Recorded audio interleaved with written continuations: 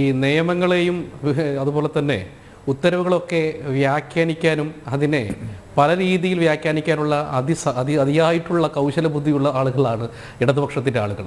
ഇനി ഒരു പക്ഷേ നാളെ ഈ സുപ്രീം കോടതി വിധി അവർക്ക് എതിരായി കഴിഞ്ഞാൽ ഇന്ത്യൻ കോടതി സുപ്രീം കോടതി അതൊരു ബൂർഷോ കോടതിയാണെന്ന് പറഞ്ഞുകൊണ്ട് അടുത്തൊരു ആഖ്യാനം നടത്തും. അല്ലെങ്കിൽ അത് കേന്ദ്ര സർക്കാർ സംഘി കോടതിയാണെന്നൊക്കെ പറയും. അത് അവരുടെ ഒരു ഭാഷയാണ്. പക്ഷേ നമ്മൾ മനസ്സിലാക്കേണ്ട പ്രധാനപ്പെട്ട ഒരു കാര്യം, കേരളത്തിലെ മുഖ്യമന്ത്രിയും ധനകാര്യമന്ത്രിയും കേരളത്തിൻ്റെ നിയമസഭയിലടക്കം ഒരു 50,000 കോടി രൂപയുടെ കണക്ക് പറഞ്ഞുകൊണ്ട് യാതൊരു വിധത്തിലുള്ള നാണവുമില്ലാതെ എങ്ങനെയാണ് ഈ കേരളത്തിലെ ജനങ്ങളെ അഭിസംബോധന ചെയ്തത്? അതൊക്കെ കൃത്യത്തിൽ ഇത് തകർന്നടിഞ്ഞുകൊണ്ടിരിക്കും. ഇതൊരു ഗീബൽസിൻ്റെ തന്ത്രമാണ്. നുണകളെ ഇങ്ങനെ ആവർത്തിച്ച് പറഞ്ഞ് അവരതിനെ സത്യമാക്കുന്ന ഒരു ശ്രമം നടത്താറുണ്ട്. പക്ഷേ സുപ്രീം കോടതിയുടെ ഇന്നത്തെ ഇടപെടൽ ഒരു പക്ഷേ ആദ്യത്തെ ഇടപെടലും കൃത്യമായിട്ട് നമുക്കറിയാം എന്താണ് സംഭവിച്ചതെന്ന്. പക്ഷേ അന്നുകൂടി വലിയൊരു അംഗീകാരമായിട്ടാണ് ഇവർ പ്രചരിപ്പിച്ചത്. പക്ഷേ ഇതിനകത്ത് റോണി കെ ബേബിയുടെ പാർട്ടിക്കാരോട് സത്യത്തിൽ ഒരു കോൺഗ്രസ്സുകാർ ഒരു ഔചിത്യ ബുദ്ധി കാണിച്ച ഒരു വിഷയമാണ്. പൊതുവേ ഈ നമ്മുടെ രാമക്ഷേത്രമായിക്കോട്ടെ CAA ഒക്കെ ആയിപ്പോകുന്ന സമയത്ത് സ്വാഭാവികമായിട്ട് അവരുടെ അജണ്ടയിൽ വീണ ആളുകളാണ് ഈ കോൺഗ്രസ്സുകാർ. പക്ഷേ ഇത് കൃത്യമായിട്ട് അവർ ഈ അജണ്ടയുടെ വീഴാതെ ഒരു നയപരമായ സമീപനം കോൺഗ്രസ്സുകാർ എടുത്തു. കാരണം കൃത്യമായിട്ട് കോൺഗ്രസ്സുകാർക്ക് അറിയാം. നമുക്ക് ആദരണീയനായിട്ടുള്ള നമ്മുടെ NK പ്രേമചന്ദ്രൻ പാർലമെന്റിനകത്ത് കൃത്യമായിട്ട് ഇതിൻ്റെ കണക്കുകൾ ചോദിച്ച് പാർലമെന്റ് രേഖയിൽ നമ്മുടെ നിർമ്മല സീതാരാമൻ ഇതിന് മറുപടി കൊടുത്തതാണ്. എന്നിട്ട് കേരളത്തിൻ്റെ നിയമസഭയിൽ വീണ്ടും 50,000 കോടി രൂപയുടെ കണക്കുമായിട്ട് അവർ വരുന്നു.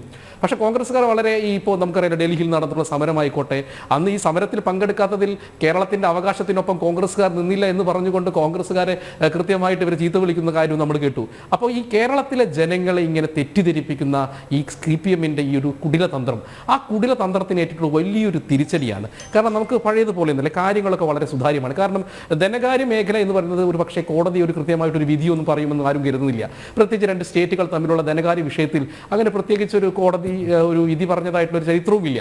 പക്ഷേ ഇപ്പോഴും പറഞ്ഞിട്ടുണ്ട് 293-ന്റെ കടമെടുക്കൽ പരിധിയുമായി ബന്ധപ്പെട്ട സാധ്യതകളെ പരിശോധിക്കുക എന്നുള്ളതാണ്. ആ സാധ്യതകളെ പരിശോധിക്കുന്നതിനെ ഇവർ തങ്ങളുടെ വലിയൊരു വിജയമായിട്ട് വ്യാഖ്യാനിക്കുന്നുണ്ടെങ്കിൽ കൂപമണ്ടുകങ്ങൾ എന്നല്ലാതെ വേറെ വാക്ക് നമുക്ക് വിശേഷിപ്പിക്കാനില്ല. പക്ഷേ ഇതിനകത്തുള്ള സത്യാവസ്ഥ നമ്മൾ മനസ്സിലാക്കണം. ഒന്ന്, പദ്ധതികൾ ഈ സത്യത്തിൽ ഈ കേരള സർക്കാരിനുള്ള ആകെയുള്ളൊരു പരിപാടി എന്ന് പറഞ്ഞാൽ കടം മേടിച്ച് ഇവിടുത്തെ ആകെയുള്ള 87% വരുന്ന അതിൻ്റെ തുക ഇവിടുത്തെ സംസ്ഥാന ജീവനക്കാർക്കും പെൻഷൻകാർക്കും, അതിൽ പെൻഷൻകാർ എന്ന് പറയുമ്പോൾ നമ്മൾ തെറ്റിദ്ധരിക്കരുത്, നമ്മൾ ഈ പെൻഷൻ എന്ന് പറയുന്ന റിട്ടയർഡ് എംപ്ലോയി ആയിട്ടുള്ള ഗവൺമെൻറ് ഉദ്യോഗസ്ഥന്മാർക്ക് മാത്രമാണ് പെൻഷൻ കൊടുക്കുന്നത്.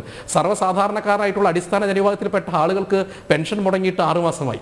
അവരുടെ കാര്യത്തിൽ ഇപ്പോഴൊരു നീക്കുപോക്കില്ല. നമ്മുടെ 13,000 കോടി രൂപ കിട്ടിയപ്പോഴും പോലും ആളുകളുടെ കാര്യത്തിൽ ഒരു നീക്കുപോക്കുമില്ലാതെ ഈ കേരളത്തിൻ്റെ സമസ്ത മേഖലയെയും തകർത്തുകൊണ്ടിരിക്കുന്ന ഒരു സർക്കാർ, ഏത് മേഖലയായിക്കോട്ടെ. നേരത്തെ മോഹൻ സാർ പറഞ്ഞതുപോലെ ഇവിടുത്തെ അഭ്യസ്തവിദ്യരായ ചെറുപ്പക്കാർ ഈ നാടിനകത്ത് യാതൊരു രക്ഷയുമില്ലാതെ ഈ കേരളത്തിൽ നിന്ന് ഒരു വർഷം കൊണ്ട് വിദേശ രാജ്യങ്ങളിലേക്ക് കുടിയേറിയ ആളുകൾ എന്ന് പറയുന്നത് 35,000 പേരാണ്. നാളെ അത് 1 ലക്ഷമോ 2 ലക്ഷമോ 3 ലക്ഷമോ ആവുന്ന ഒരു സാഹചര്യം ഈ കേരളത്തിലുണ്ട്.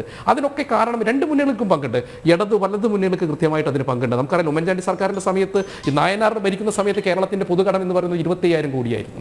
അവിടുന്ന് ആന്റണിയിൽ നിന്ന് ഉമ്മൻചാണ്ടി 2017 എത്തുന്ന സമയത്ത് 1,92,000 എത്തുന്നു. പക്ഷേ ഇവിടെ യാതൊരു നയവും ഇല്ലാതെ പൊതുവെ ഇങ്ങനെ ഒരു സാധ്യതയുണ്ടല്ലോ കേരളത്തിൽ 5 വർഷം. അപ്പോൾ 5 വർഷം ഞങ്ങൾ മാക്സിമം കടം മേടിച്ചു കഴിഞ്ഞാൽ അടുത്തൊരു സർക്കാർ വരുന്ന അവരുടെ തലയിലേക്ക് ബാധ്യത വെച്ചുകൊണ്ട് രക്ഷപ്പെടുന്ന ഒരു സാഹചര്യമാണ് പൊതുവെ കേരളത്തിൽ കാണാറുള്ളത്. പക്ഷേ ഈ സാഹചര്യത്തിന് വിരുദ്ധമായി കൊണ്ട് ആ കോവിഡ് പശ്ചാത്തലത്തിൽ കേരളത്തിലെ ജനങ്ങൾക്ക് പറ്റിയ വലിയൊരു തെറ്റുണ്ട്. ഈ സർക്കാരിന് വീണ്ടും അധികാരത്തിലെത്തി. ഈ അധികാരത്തിലെത്തിയ സമയത്ത് പിന്നെ സർക്കാരിന് മുന്നോട്ട് പോകാനുള്ള ഒരു സാഹചര്യവുമില്ല. ഇപ്പോൾ തന്നെ നോക്കും, 27,000 കോടി രൂപ കൊടുത്തു വെക്കുക. അടുത്ത 3 മാസം കഴിഞ്ഞാൽ എന്ത് ചെയ്യും? ഈ കേരളത്തിൻ്റെ ദൈനംദിന കാര്യങ്ങൾക്കുള്ള പണം പോലും ഇല്ലാത്തൊരു സാഹചര്യമാണ്.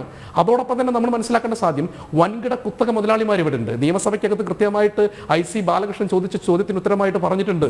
ഇവിടുത്തെ വൻകിട കുത്തക മുതലാളിമാർ, പാട്ടക്കരാറുകൾ, കോറി മുതലാളിമാർ, മദ്യ വ്യാപാരികൾ തുടങ്ങിയ ആളുകളിൽ നിന്ന് ഈ പാട്ട കുടിശ്ശികയായിട്ട് 16,000 കോടി കിട്ടാനുണ്ട്. ആ 16,000 കോടി പിടിച്ചെടുക്കാനുള്ള ഒരു സംവിധാനവും ഈ കേരളത്തിൽ നടക്കുന്നില്ല. അപ്പോൾ എന്തുകൊണ്ട് പിടിച്ചെടുക്കുന്നില്ല? നമുക്കറിയാലോ, ധൂർത്ത്, നമ്മുടെ നവകേരള സദസ്സ് എന്ന പേരിൽ ധൂർത്ത് നടത്തിയ സമയത്ത് നവകേരള സദസ്സിനെ സഹായിച്ചതാരാണ്? ഈ വൻകിട കുത്തക മുതലാളിമാരാണ്. ഇവിടെ ആർഭാടങ്ങൾക്ക് ഒരു കുറവുമില്ല. നവകേരള സദസ്സിന് വേണ്ടി ബസ് മേടിക്കുന്നു. മന്ത്രിമാരുടെ മണിമന്ദിരങ്ങൾ മൂടി പിടിപ്പിക്കാൻ വേണ്ടിയിട്ട് മൊത്തം 18 കോടി രൂപയാണ് ചിലവായിട്ടുള്ളത്. ഈ കടം മേടിക്കുന്ന കേസിനുമായി ബന്ധപ്പെട്ട് 4.2 കോടി രൂപയാണ് അഭിഭാഷകന് കൊടുക്കേണ്ടത്. അപ്പോൾ ഇവിടെ യാതൊരു വിധത്തിലുള്ള കാര്യമില്ല. അതുമാത്രമല്ല, ഈ മന്ത്രിമാരുടെയും ഉദ്യോഗസ്ഥന്മാരുടെ കാര്യം സേഫാണ്. കാരണം ആദ്യത്തെ നമ്മൾക്കറിയാലോ, കഴിഞ്ഞ തവണ നമ്മൾ മുഴുവൻ സർക്കാർ ഉദ്യോഗസ്ഥന്മാരുടെ ശമ്പളം മുടങ്ങിയപ്പോഴും ഈ മന്ത്രിമാരടക്കമുള്ള ആളുകളുടെ ശമ്പളം മുടങ്ങിയില്ല. കാരണം ആദ്യത്തെ ബിൽ ട്രഷറിയിൽ നീക്കുന്നത് ഇവരുടേതാണ്. അപ്പോൾ ഇവർ സേഫാണ്. പക്ഷേ അടിസ്ഥാന ജനവിഭാഗം ഈ കേരളത്തിൽ വലിയൊരു പ്രതിസന്ധിയിലേക്കാണ് പോകുന്നത്. നേരത്തെ മോഹൻ സാർ പറഞ്ഞതുപോലെ ശ്രീലങ്കയേക്കാൾ വലിയ മോശമായ സാഹചര്യമാണ്. ആ സാഹചര്യത്തിലേക്ക് പോകാതിരിക്കാണ് കേന്ദ്ര സർക്കാർ കൃത്യമായിട്ട് ഇടപെടുന്നത്. ഇപ്പം നേരത്തെ പറഞ്ഞ ഫിസിക്കൽ റിപ്പോർട്ട് അനുസരിച്ച് നമുക്കറിയാം, വാജ്പേയി സർക്കാർ ആ സമയത്താണ് കൃത്യമായിട്ട് അത് പാർലമെന്റിനകത്ത് നിയമം വരുന്നത്. ആകെ നമ്മുടെ GSTP 29% കൂടുതൽ കടം വരാൻ പാടില്ല. പക്ഷേ കേരളത്തിന്റെ കടം 39% നമ്മൾ മനസ്സിലാക്കണം. നമ്മുടെ താരതമ്യേന കടമെടുത്ത് നിൽക്കുന്ന തമിഴ്നാടിനേക്കാൾ കർണാടകത്തേക്കാൾ വലിയ രീതിയിലേക്കാണ് കേരളത്തിന്റെ കടബാധ്യത മാറിക്കൊണ്ടിരിക്കുന്നത്. ഇപ്പോൾ തന്നെ നേരത്തെ മോഹൻ സാർ പറഞ്ഞതുപോലെ ഇപ്പം തന്നെ ഓൾറെഡി 4.22% നമ്മുടെ കടം.